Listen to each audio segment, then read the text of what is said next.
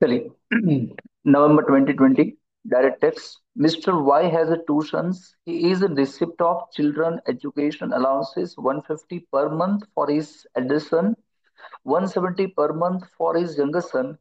Both his sons are going to school. Compute taxable children education allowances. बताओ 150 per month 150 पर into 12 हो जाएगा, ये हो जाएगा 1800। एग्जामेशन कितना होगा 100 रुपए पर मंथ इंटू 12, ये हो जाएगा 1200 एग्जामेशन।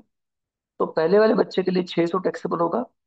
दूसरे वाले बच्चे का मिलता कितना है 170, 170 इंटू 12 हो जाएगा 0, 12 7 84 48, 12 1 12 8 22 0 40 एंड एग्जामेशन कितना होगा 1200। लेस करोगे तो कितना हो जाएगा 840, ये 840 और ये 600 मिला के कितना 1440 टैक्सेबल होगा। टैक्सेबल, हाँ याद रखना। चलिए, the period of previous year may be less than 12 month. याद रखना प्रीवियस ईयर 12 महीने का भी हो सकता है या 12 महीने से कम भी हो सकता है। न्यूली स्टार्टेड बिजनेस में प्रीवियस ईयर 12 महीने से कम होता है, हो सकता है। ठीक है, याद रखना असेसमेंट ईयर ऑलवेज 12 महीने का होता है। प्रीवियस ईयर 12 या 12 महीने से कम हो सकता है, असेसमेंट ईयर ऑलवेज 12 महीने का ही होता है। Question 3, income earned in previous year is taxable in the assessment year। Simple है। Nachiket, who resides in Surat, gets 1,50,000 per annum as a basic salary and commission 2% on turnover। Turnover 5 lakh है, 5 लाख के 2% कितने हो जाएंगे 10,000 कमीशन मिल रहा है उसको। he receives 28,000 पर annum as house rent allowances. चलिए एचआरए कितना मिल रहा है, जो भी एचआरए मिल रही है यहाँ लिख दो। एचआरए मिल रहा है 28,000 पर annum है। रेंट पेड बाय हिम कितना एग्जामेशन होगा, एग्जामेशन विच एवर इज लेस, पहले तो जो मिल रहा है वो 28,000 एग्जामेशन। फिर एक्सेस ऑफ रेंट पेड, आपने कितना रेंट पे किया है, रेंट पेड किया है 25,000। 25,000 माइनस 10% ऑफ सैलरी, माइनस क्या, -10% ऑफ सैलरी इतना। तो सैलरी के मीनिंग में क्या आता था, सैलरी के मीनिंग में आता है बेसिक पे plus D A entering into retirement benefit and fixed percentage of commission on turnover achieved by him. Example में डीएनएस अलाउंसेस नहीं दिया आपको, दिया क्या है बेसिक पे एंड कमीशन, इन दोनों को प्लस कर देंगे। कितना था, उसका बेसिक था 150 एंड कमीशन था 10, ये था 1,50,000 और ये कितना था 10, तो ये हो जाएगा 160, 160 के 10%, ये हो जाएंगे 16,000। 25 - 16 ये आ जाएगा 9,000। तो पहले 28,000 का तो 9,000 का तो कहाँ पे रहता है सूरत में, सूरत में रहेगा तो कितना आ जाएगा 40% ऑफ सैलरी, है ना। ये था कितना सैलरी 150 प्लस 10 160 था, तो 40% ऑफ 1,60,000, है ना। इन तीनों में से जो कम होगा वो, बट ऑब्वियसली कम कौन सा आने वाला है 9,000। 9,000 एग्जम्प्ट होगा। आपको क्या पूछा है, क्या पूछा है, find out the amount of exempt, तो आंसर इज 9,000। 9,000 क्या हो जाने वाला है सर, एग्जम्प्ट हो जाएगा। चलिए next, mister why was in Indian army, was in Indian army पहले कभी हुआ करता था, डाइड अभी नहीं रहा। From September 1st 2021 his family started receiving family pension 20,000 per month. Pension is taxable, है ना। पहली बात तो आपको पूछा क्या है कि कौन से हेड में ये जाएगा, कौन से हेड में जाएगा। तो याद रखना अगर फैमिली पेंशन मिलता है तो जाता है इनकम फ्रॉम अदर सोर्स में जाता है, क्योंकि फैमिली मेंबर को पेंशन मिल रहा है तो एम्प्लॉयर और फैमिली के बीच में कोई एम्प्लॉयर एम्प्लॉय वाला रिलेशन नहीं है, तो सैलरी में तो जाएगा नहीं। तो जाएगा कहाँ पे, अदर सोर्सेज के अंदर। कौन से हेड में जाएगा, अदर सोर्स में। क्या टैक्सेबल होगा ना, टैक्सेबल नहीं होगा। आपको पूछा है कौन से हेड में जाएगा, तो आंसर इज अदर सोर्स। ठीक है, चलिए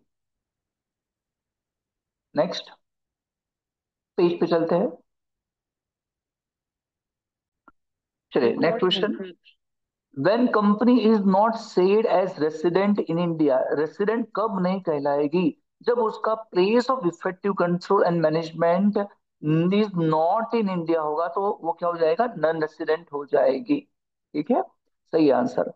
Mr. Manish Parmar receives 15,000 per month as HRA from his company.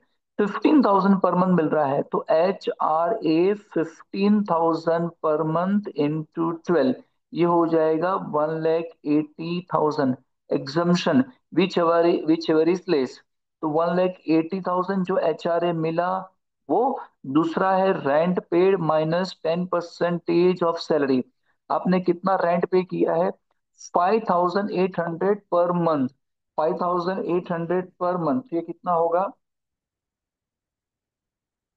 58 into 12. आपने रेंट पे किया है बेटा 69,600. में से माइनस करना पड़ेगा 10% ऑफ सैलरी. सैलरी का मतलब क्या होता है? बेसिक पे plus DA entering plus fixed percentage of commission on turnover achieved by him. आपको बेसिक पे कितना दिए दिया था? 1,50,000, यानी ये है 1,80,000 ना. बेसिक पे कितना दिया है? 25,000 पर मंथ. ये बिता दिया है 25,000 पर मंथ. तो 25 इंटू में 12 करूँ तो हो जाएगा बेसिक पे 3 लाख रुपए. ये कितना हो जाएगा? 3 लाख. और कुछ दिया है तुमको? ठीक है. तो 3 लाख के, ये तो दिया ही नहीं है दोनों. 3 लाख के 10% कितना हो जाएगा? यहाँ पे 30,000 हो जाएगा. बाहर निकलेगा कितना आएगा? 39,600. एंड कहाँ प्रॉपर्टी है? receives HRA from his company what will taxable?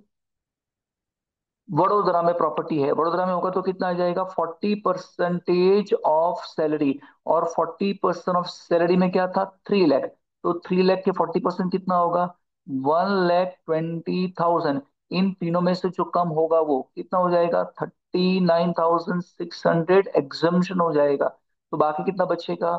1,40,400. Answer is correct. चलिए 8. Consider the following statement, amount of exemption can be more than income. ना, कभी भी एग्जम्पशन इनकम से ज्यादा नहीं हो सकता. एग्जम्पशन इनकम जितना ये इनकम से कम होता है, तो ये तो गलत है. Amount of deduction can be more, yes deduction ज्यादा हो सकता है, तो ये सही है. तो ये आंसर आएगा. ठीक है. चलिए, हेल्पर अलाउंसेस. हेल्पर अलाउंसेस मिलते कितने हैं आपको? जो अलाउंसेस आपको मिला है 65,000, उसमें जितना भी खर्चा किया होगा हेल्पर को देने के लिए 60, वो माइनस हो जाएगा, बाकी का टैक्सेबल हो जाएगा. पूछा क्या है आपको? टैक्सेबल पूछा है तो 5,000. एग्जाम्पशन पूछा होता तो 60 आंसर आता.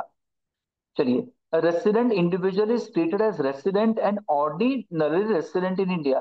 एक इंडिविजुअल रेसिडेंट कब कहलाएगा पता है ना?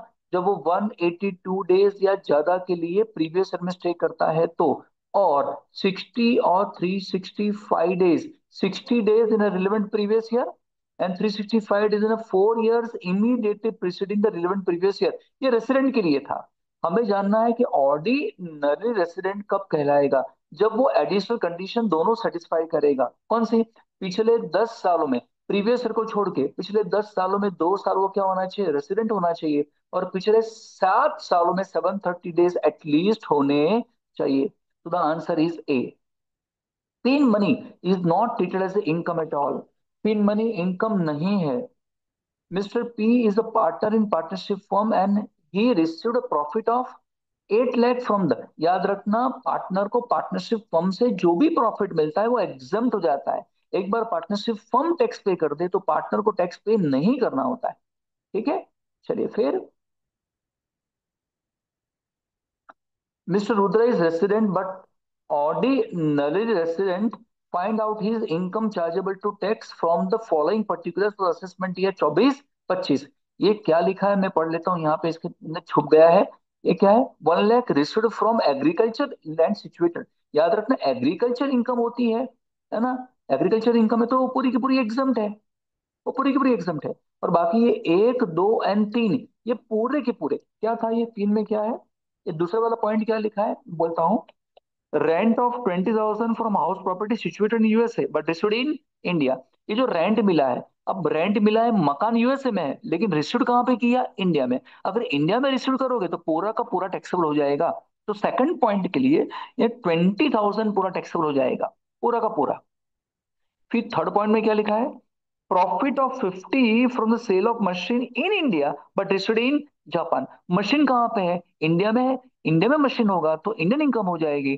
तो ऐसे केसेस में 50,000 पूरा का पूरा टैक्सेबल हो जाएगा, कोई भी क्यों ना हो, है ना। इवन अ फॉरेन क्या बोलते हैं, रेसिडेंट, नॉन रेसिडेंट के लिए भी टैक्सेबल हो जाएगा।